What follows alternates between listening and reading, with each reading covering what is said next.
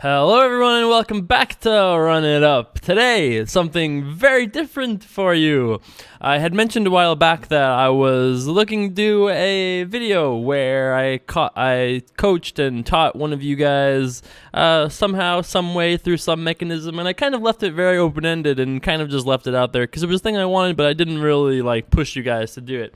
Well, one of you Run It Up warriors out there took me up on my challenge, made a video of himself playing a 30-minute session on Ultimate Poker, and asked if I would be so kind as to look over it on camera. So hey, that's what we're doing here today. So I haven't rewatched any of this. All I have seen is the very first hand. And yeah, I'm gonna be kind. Obviously, we can't be too mean. Running Up Warriors. It takes a lot of boldness to send me a video like this. So yeah, we're gonna get in there. I don't know any history, and hopefully it'll be a fun time. Let's take a look. So here we are. Let's get the cards in the air. So my plan is to pretty much just pause all the way, or to pause only as needed all the way through. I'm not really planning on pausing too often if I can help it, but obviously it will happen from time to time. No fast forwards though. We're stuck. We're here for the 30-minute duration. So yep. Wow. 5 and 6 reshove, huh? All right. So yeah, this has been played on the Jersey client. So if you're familiar with the Run It Up at all, you know what the Ultimate Poker client looks like in Nevada, and it's a little different. Why is it a little bit different? I'm not really sure, but it's a little bit different in Jersey, and the quality of this video isn't as great as my normal videos would be, but it obviously is quite suitable for online poker. And yeah, so I guess let's get in there. Some really cool things have happened today. I had a very enjoyable day, generally speaking. I received another mysterious package, and I love mysterious packages. Security, I worry a little maybe, but I love mysterious packages when they're at least neutral or positive. And today's was indeed.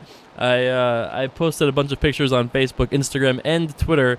Our favorite hand. Wow, how appropriate. Now I see why you sent me this video. Of course we raised it up. 101 dealer, am I right? Alright, 150 is fine too. I certainly think it's totally fine. Let's see what happens here. We really want to make sure that we're going to watch our opponents, because I know we usually ramble in segments, but I think that we really want to watch so we can kind of understand what our hero is doing here.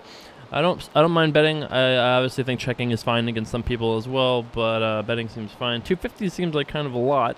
I don't know if there's going to be a big difference in efficiency between $2 and $2.50, and our opponent decides to check and raise. So yeah, if we had just bet $2 here, his decision is probably exactly the same, and we just save ourselves a big blind. So I don't mind the bet, but I think we could probably just size it a little bit smaller and save ourselves some money there. But I don't think it's bad to bet, although I do believe checking is also fine, I would think.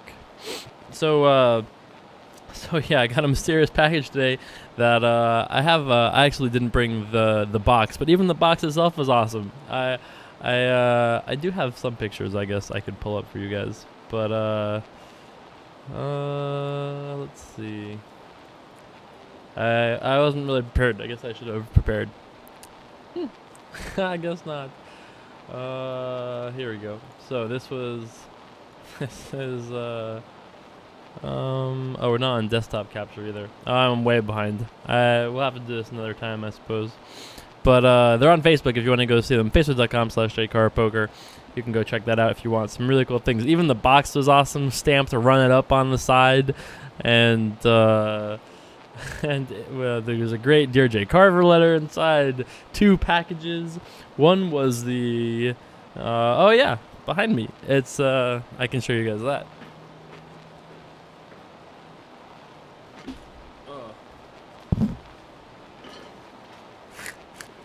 Technical difficulties rolling the chair over the thing here.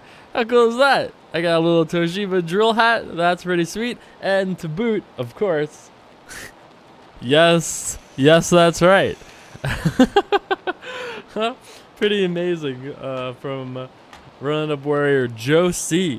in Connecticut, and I don't believe he did. I don't believe he sent me these for any particular reason, besides just that he's awesome. But if you want 2 tickets to UFC 169, that's right. I'd be happy to give you the first pair, sir. I would be happy to count you among the legion that participates in our UFC 169 giveaway / promotion thing out in Jersey on February 1st. If you want to come to UFC 169 with me, you can send me an email, dearjcarver@gmail.com, subject, something to do with UFC 169, and then send me something creative. This is creative week, so send me something creative. It could be a song, it could be a dance, sure. It could be a video, an impression, a joke, a story, a nursery rhyme even. Sure, any of these things sound good to me. And I have 50, it'll be 48 if Joe C does accept these tickets. I have 50 tickets to share with the Run Up Legion. So hopefully all you have to do is get yourself to Newark. And that's it. There's no trip, there's no flight, there's no nothing. All you have to do is promise me, Scout's honor, that you make it to Newark on February 1st, and that's it. I will meet you, give you the ticket, say, hey, nice to meet you, and that's it. We'll have ourselves a great time. I'll be sitting amongst the Legion myself. So I'm looking forward to that. Oh, what a nitty fold. What? I was so sure we were going to play it. Why just fold? Alright, that's the first thing I don't like that we've done in this video so far. There's a limp, and we have 3-5 suited. Why are we not calling? I don't understand. We have many options, but folding shouldn't be amongst them, right? We could limp, which is okay. He limped, we limp. Okay, let's see a flop. Friendly poker. Sure, that seems fine. Also, we could raise, try to raise in position, which is not a play I love particularly, and it obviously puts us in the danger zone sometimes. That's true. But I think that our hand is just too good, and we have position against the guy who just limped. I think I would prefer to see us just call or raise. Either is fine. Could we even raise small? I don't even mind raising like $1.50.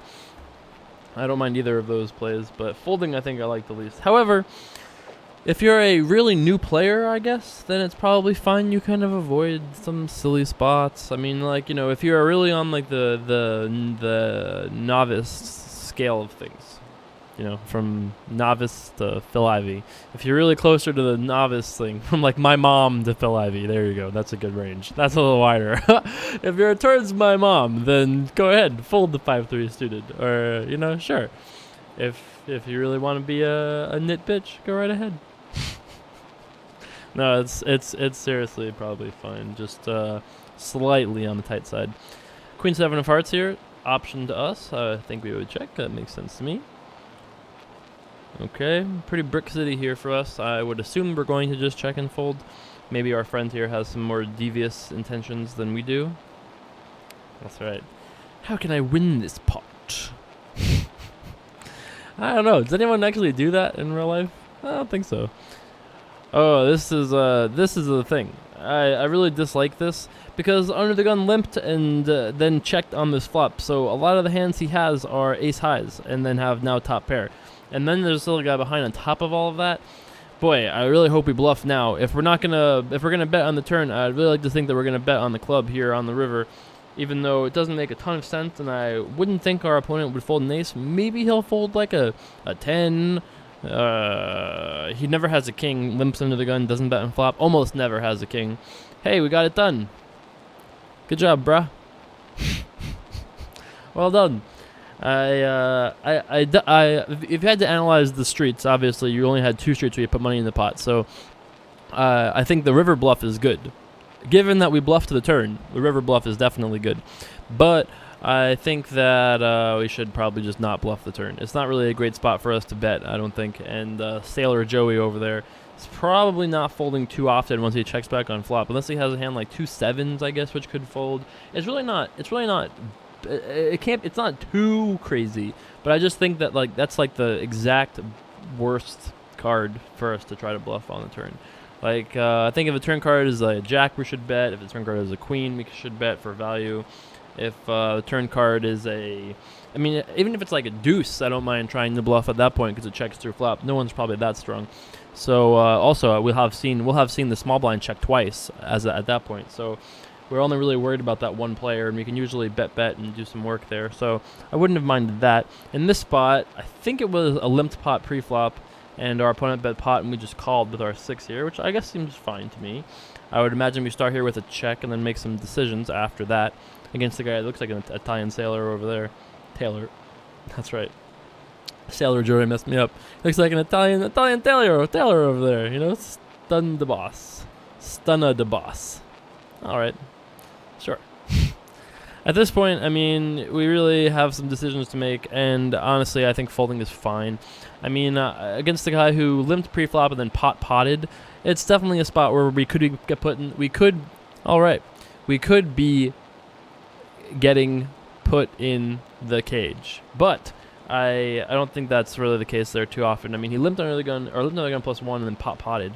I mean, that's not super weak usually. He could definitely have worse than us, but against a guy we've never seen before, or I mean, assuming that our hero has the same amount of experience that I do with this guy, my expectation is that we're probably not going to be ahead there often enough to proceed. So how do you guys like? I haven't broken out this hoodie in a long time. The Ultimate Fighter hoodie, not just Ultimate Fighter hoodie, but also. That's right. Team Sonnen. Yes, sir. I assume we're folding here. So yeah, I actually also, in addition to everything else that happened today, I also got to watch Bet Raise Fold for the very first time, done by a film done by my friend, although he wasn't my friend until very recently. My recent friend, Ryan Firpo, who is the director, I actually got to watch the film with D Moon Girl, which is pretty sweet. So I watched the movie with someone who actually was in the majority of the film, a major principal character. I really liked it. If you haven't seen it, I mean, I have like 2 buckets of thought, right? And my one pile of thoughts about like the quality of the film. It's amazing, really well shot. I thought it was edited really well. It was put together really well. If you didn't know the story of online poker and then you watch it, you'll definitely get it. I thought they retold the story fantastically, like as I remembered it, and then some. Like I thought the story was really told very well. But emotionally, for me, my feelings at the end of the movie were, and it doesn't really spoil anything because it's a documentary, okay? Spoiler alert, online poker didn't do so well in America the last few years. My opinions at the end of it are very much just like, God, it really kind of sickens you a little bit, actually, to relive it. You know, we block it out a little bit. Sailor Joy just loves to limp under the gun here. That's, 1 heart. I don't love the deal animation. You guys remember me from the Antonio stream in Jersey. They still do the 1-2 card thing, I guess. Don't know why. But my opinions and emotions were very like, I mean, I wouldn't say sour, but they kind of were a little bit. I don't love this bluff either. So now we've done this twice now. We've made these kind of ambitious bluffs on the turn. I actually think I like this one better than the ace one, but I still don't love it. It's like a spot where we're like, okay, so we bet, and then, you know, obviously this Sailor Joey guy doesn't seem like he's like, I don't want to be mean, but he's limped like 4 times now under the gun. Not exactly power poker over there. So I do like bluffing against a guy like that more often than I would against a guy who was like, really good or anything like that. So designing this bluff for that purpose. Did we raise this? Is that what we just did here? Yeah, we sure did. So I think designing that bluff on the turn with a 4-9 of hearts hand is okay against the opponent in this situation. I can see it. I understand why you're doing it. But the board isn't great for it, and our hand is really awful. And the other time it was pretty bad too. Nearly equal in strength. We had a gut shot and queen high, but this time we had nothing. But there are some scary river cards that could come about. In this hand, we decided to raise to 150 against the button limp, which is okay, but I think calling here is fine as well. I mean, very often what's going to happen here is the big blind will make a decision, which is not, it's pretty much irrelevant, but the button is very rarely going to limp and fold, so he's really making no mistakes here, right? He has to call $1 more to win 350, and what is he going to do very often? He's going to call. So no matter what he has, unless he has like king 5, almost always he has a hand that is fine. It's a hand that does fine against us. So he's making a correct decision by calling. So if you're going to raise here, I would like to see us raise a little bit bigger. If you've identified that this player is very loose, he could have any 2 cards here, literally any 2 cards, then sure, raise it up. But raise it up a little bit bigger. You probably want the big blind to fold, which is not a bad thing because you have that 50 cents in overlay, which is not awful. And you also might get your opponent to fold preflop, which is what you want him to do if he has a hand like King 6 offsuit, right? Mathematically speaking, you'd prefer that. That's a mistake on his part if he knew what you had. So I think that's how I feel about this hand. But let's see what happens here on the flop. Well, we made it this far. I can't imagine we're going to check now. I think I like right around the realm of like $3. $2.50 looks good to me.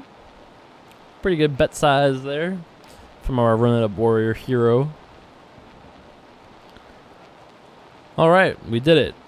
I think it's fine. Like I don't think this is I think that hand is like on the cusp of being played well.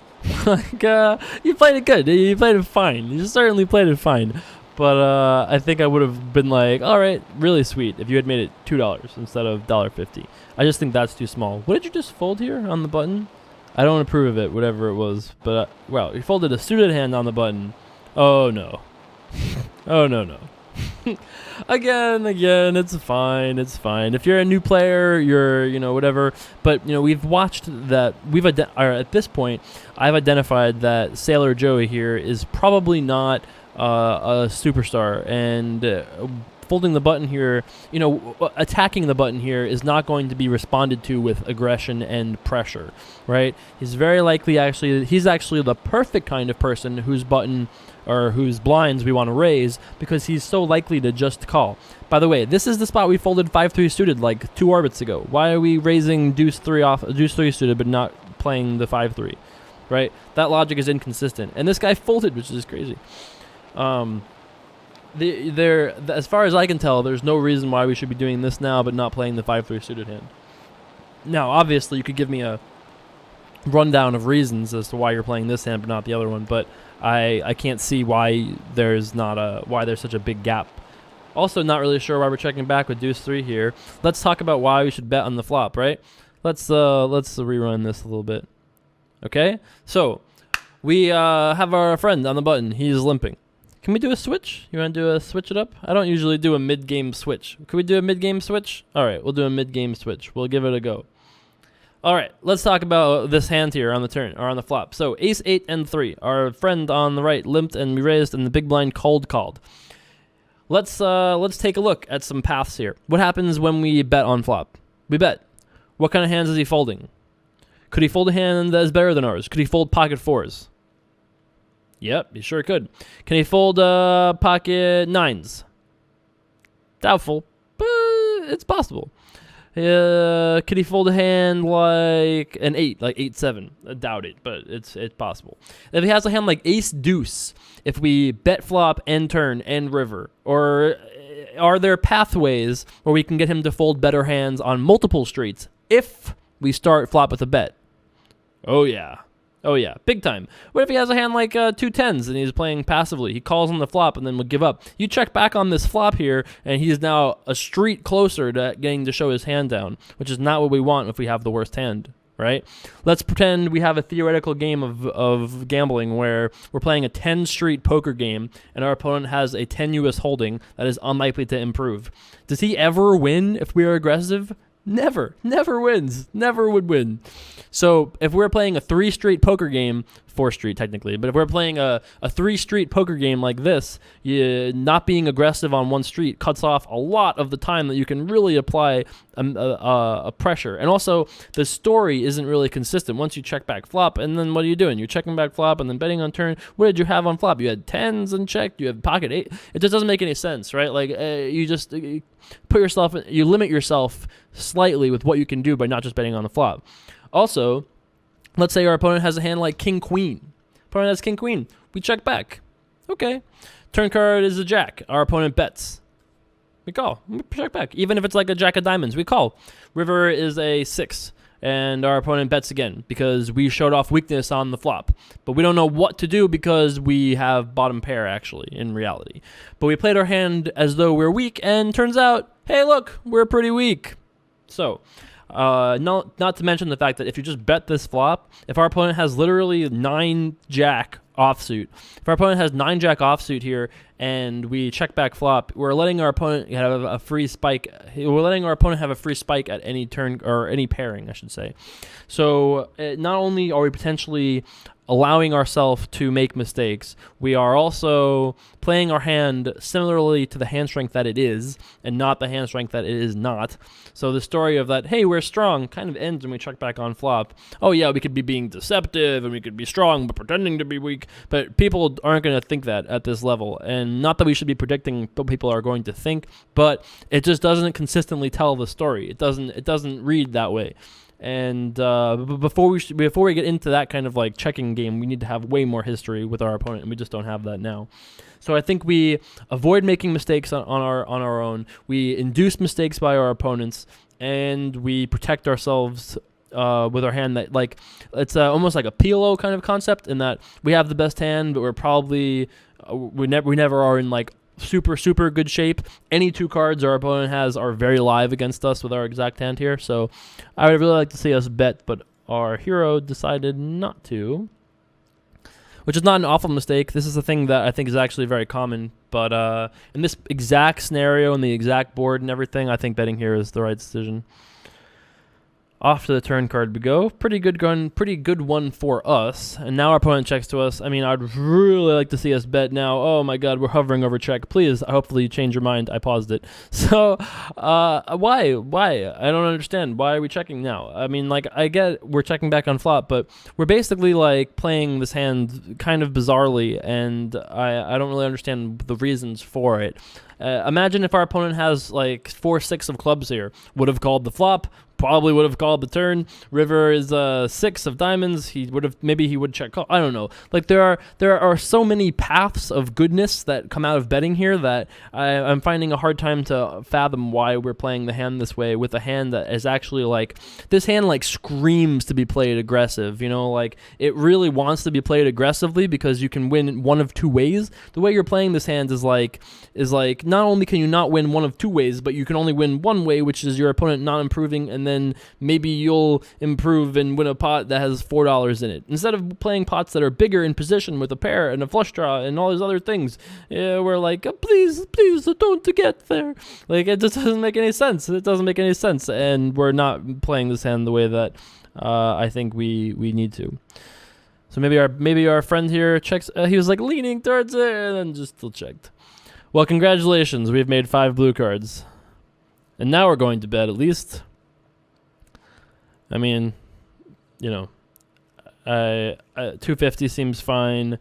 $2 seems... Oh, brother. Why are we betting so small here? Here's another thing that we're talking about. Now, obviously, this hand... I mean, you know, I'm not going to talk too much about the river decision here because the rest of the hands is, I think, much more important than the river decision here.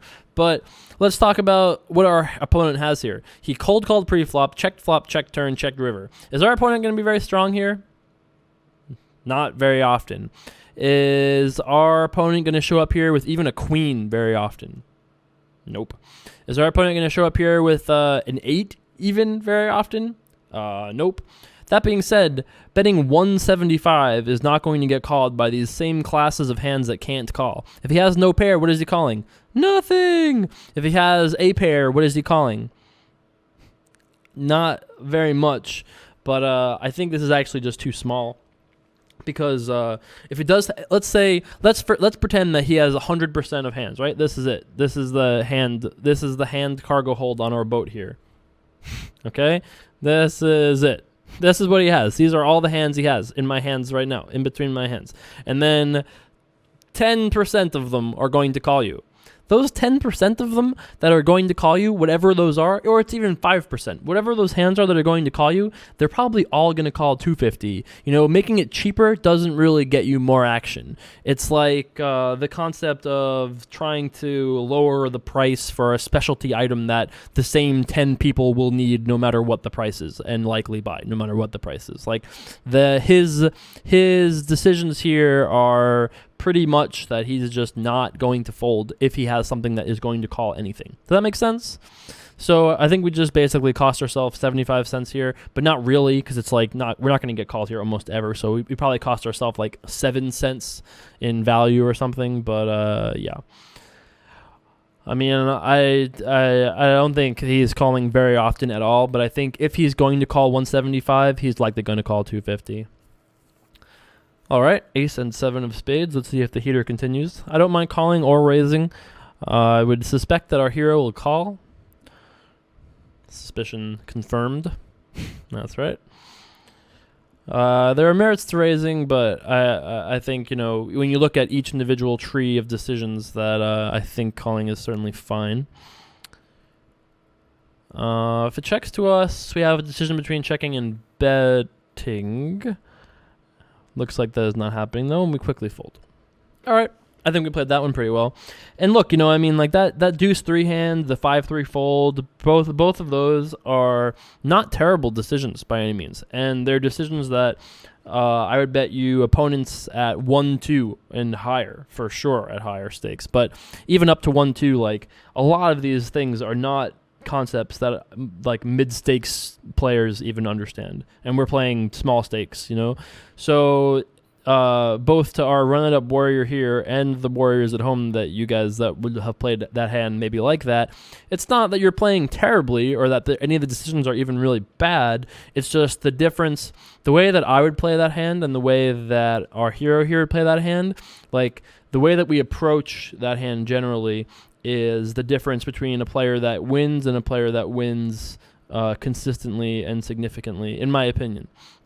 Not that it's the only thing, but it's indicative of the kind of thought that it takes to really be aggressive, to really win at poker in the long run. You gotta just identify, it requires foresight of like what the streets to come will look like and what the spot will look like when you have a hand like 2 6s in that spot. When you have a hand like ace king in that spot, what do you want to do? When you have a hand like, and you really need to kind of feel that out. And you can only really get there through training and practice. And if you're watching this video, you're training right now. Training to become the next run-up apprentice, perhaps. When we all move to, well, we all, may just be me, when we all move to the UK, we rent out a nice little run-it-up castle, and that's it. We create a squadron of run-it-up warriors. It just goes out there, wins all the money, brings it back to the castle, puts it in the castle vault, and we all live a happily ever after run-it-up community. I'd be totally down for that. That sounds great. That sounds absolutely great. I don't even know why we're not doing that already. I should be packing my bags and moving to the UK right now. Somebody start shopping for castles for me, please. I would really like to see us call, but obviously, my calling style is not a thing that I necessarily prescribe to other people. It's mostly just a thing that I have found a lot of success with, but I'm not your dad, bruh. That's true. Probably. I guess it's not 0%. I could be your dad if you're under the age of 10. I suppose it is not 0%. Anyway... we're betting here, but I'm not really sure why, but I guess it's all right. I mean, I'm not really sure why we're betting 70 cents and not 50 cents, but, surely Queen High is the best hand, and we do take it down there. I don't mind betting. I just think, I just thought it was funny we're betting 70 cents for some reason. Like, why not 75? Why not 62? I think 50 would have been fine, but again, it's not a big deal. I think this fold is okay, although it's very close to the 4-9 suited hand. I would be fine with opening this as well. Against these two guys in the blinds, I mean, I think that purely being on the button here is going to be a profitable spot for us when it folds to us. But I don't mind, a little more conservative. If you feel less comfortable making post-flop decisions and or if you're less bankrolled for this stuff, like let's say our friend here is an amateur, which is possible. I didn't really I don't really believe he said to me in the email. But if our friend here is a complete amateur and has $50 on the site, or honestly that would be kind of crazy, but if he had like 500 on the site, so to speak, but still playing this is fine. I think that's fine. If you're an amateur player, you're here to have fun playing this. It's fine. So I think if that's the case, then you want to play a little bit more bankroll conservative-y, which is fine because you guys actually see me do that and run it up all the time, where there'll be spots where I was like, well, if this was for real, for my money, I would never fold here. I would bluff this guy in this way and maybe take some more of the high variance paths because I don't really care. I play poker to make the best decisions I can make. Whereas for run it up money, sometimes I make the decisions that are most sensible for our bankroll. I think that was pretty well said. So I think that for our friend here, he might have the same lens, right? He might be looking through these decisions through the same lens, so to speak. 10-8 offsuit.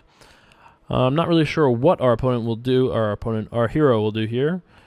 I think folding is okay. At least this is consistently in line with the 5-3 suited hand that we didn't play that hand. This is a very similar class and situation to that hand.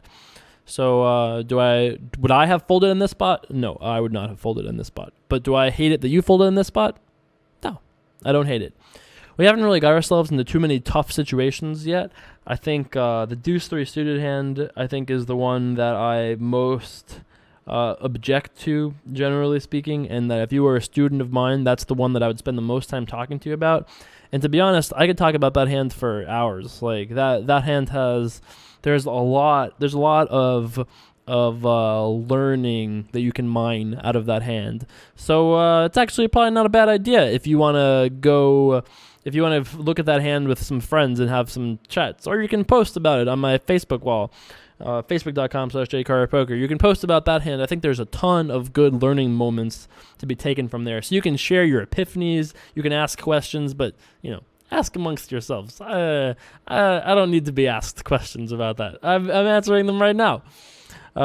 You could, I guess, but that's what the castle is for. Save your questions for the castle. That's right. The J. Carver Castle. It could happen. I would be very happy to give you 2 tickets to Run It Up, the Run It Up show. Who wants a ticket to the Run It Up show? I would be happy to give you 2 tickets to UFC 167 if you were to give me in exchange a castle. I'm just saying. I'm open to that. Definitely open to that. 5-4 suited in the button. Could be open to bartering, You go, hey, I'll mow your lawn for a ticket. I'd ask for more than mow my lawn. You'd need to do some crazy lawn mowing. I don't even have a lawn for you to mow to begin with anyway. Check, I would like to think. All right.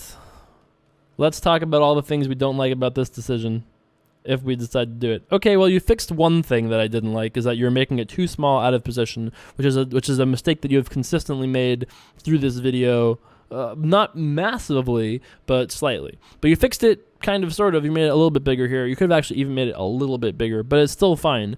The fact that our opponent limped under the gun and folded to this is crazy.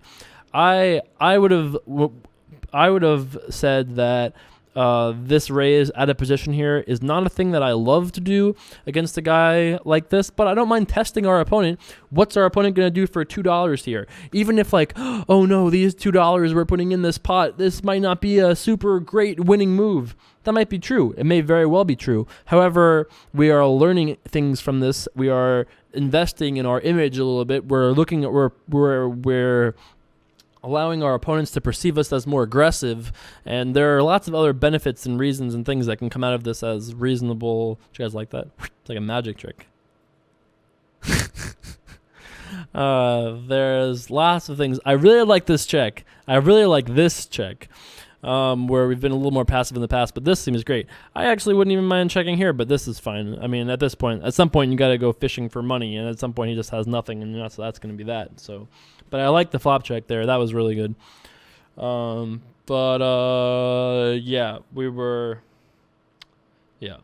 I think that all pretty much makes sense. It just doesn't make a lot of sense to attack with 5-4 suited out of position against a guy who's never folding. However, if in a vacuum, maybe I don't love it, but we're in position against the one guy, at least, in the small blind, and the guy under the gun, we've seen him limp so often that I don't mind attacking and seeing what he does in response to it. Oh, we're getting a message from the past. Just limping because of how short Badass is. Okay. I like this. I like the run-it-up warrior messages from the past. It's like a message in the bottle, you know? It's like, oh, okay. I think it's a perfectly good reason to do this. I think it's a perfectly good excuse to limp here. I think it's, I'm all about it. It's totally fine with me. I'm okay with raising as well. Well, now we have ourselves a decision between calling and folding. I don't think raising is really viable here. I don't really know. I mean, this guy has been pretty tight. I don't think we've seen him play one hand.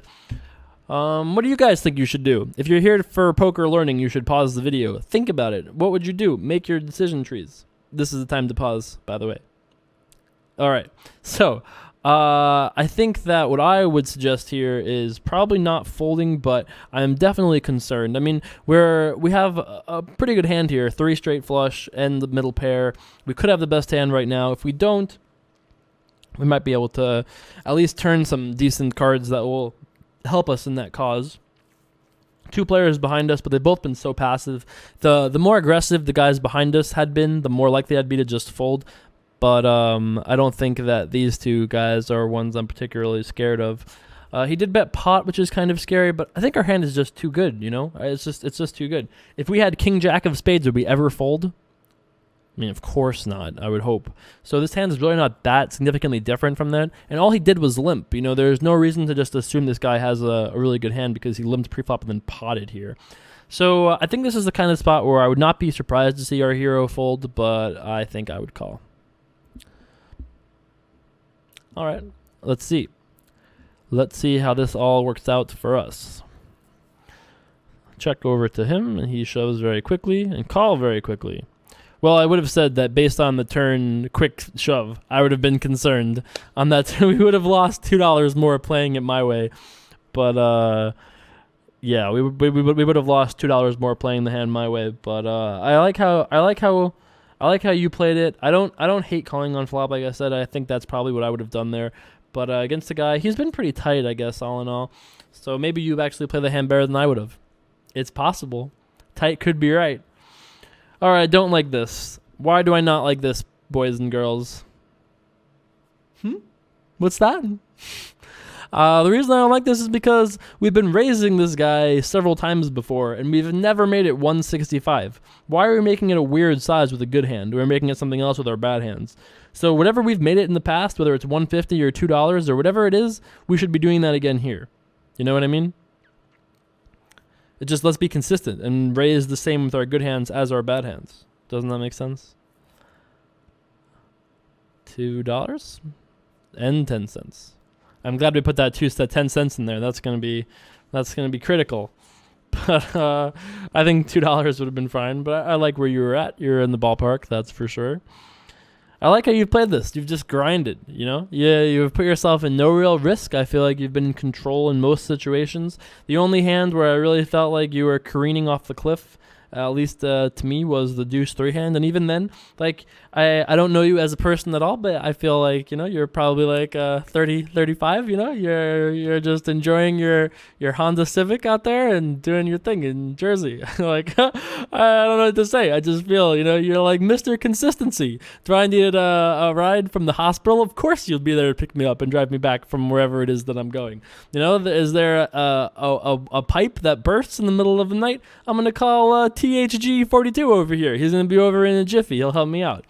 That's how I feel like you are as a human being. I could be wrong, but you know, I don't mind it. I like how you're playing. Consistency. You have a great foundation, and you know, your style and my style are obviously not the same, but that doesn't necessarily mean it doesn't mean anything really. It's just, you know, I've played poker for probably longer than you have, and have played, I would assume, more hands than you, and thus feel more comfortable. But I actually kind of really like where you're at.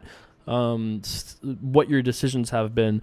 I wish I had seen, like, if you were going to be a longtime student of mine, I wish that I could have seen, like, some more marginal situations. Like, I bet you that if we dug through a lot more of your hands, there'd be spots where you weren't sure what to do and made maybe the wrong mistake. Maybe you were too conservative in one spot.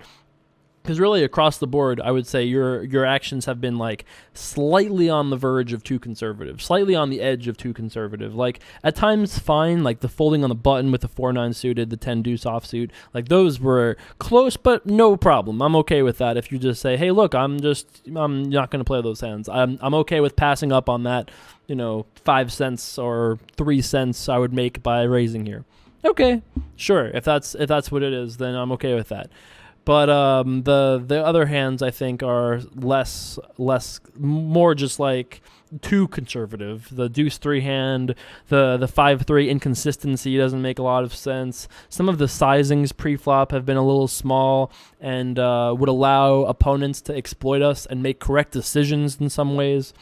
So I think that made sense before what I was saying. If we were going to play a game that wasn't poker and our opponent put in a chip and the chip entitled him to flip a coin for, whatever was in the middle, and instead of flipping a coin for whatever is in the middle, we put more chips in.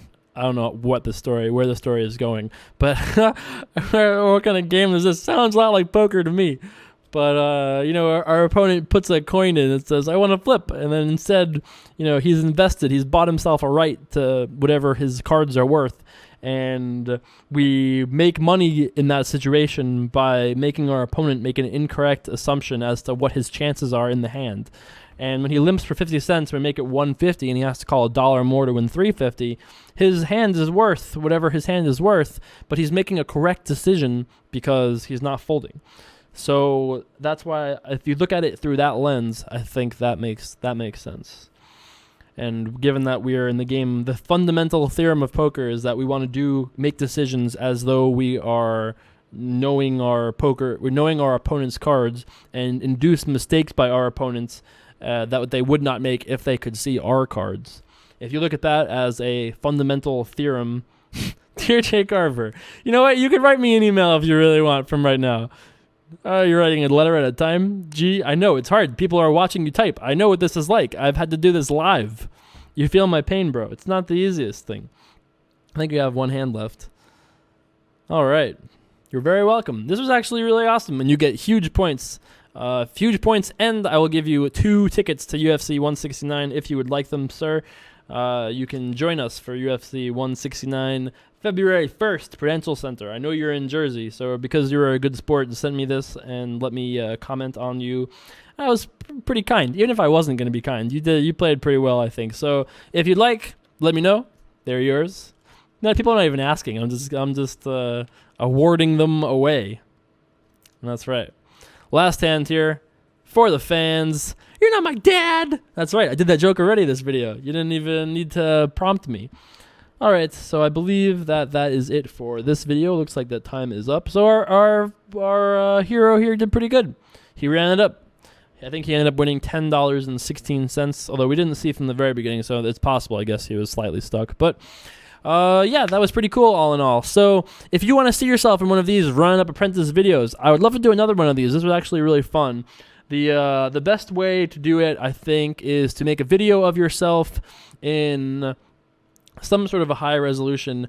I'm sorry for all you Europeans and non-Americans, because I think I'm going to stick with Ultimate Poker for now. So if you're in Jersey or Nevada, good news. If you're not in Jersey or Nevada, don't worry. We'll do things for you eventually, you aspiring warriors that want to be apprenticed. You can always post hands on my wall, facebook.com/jcarverpoker. And if you want to send me a video, you can email me that at dearjcarver@gmail.com. You can put it on YouTube, or you can send it to me through SendSpace, Dropbox, Google Drive, whatever. Plenty of ways to get me videos these days. I hope you guys enjoyed. Let me know what you guys thought about this. Haven't done one of these in a long time, but I thought it was pretty good all in all. And yeah, I will see you guys back for more tomorrow. Peace.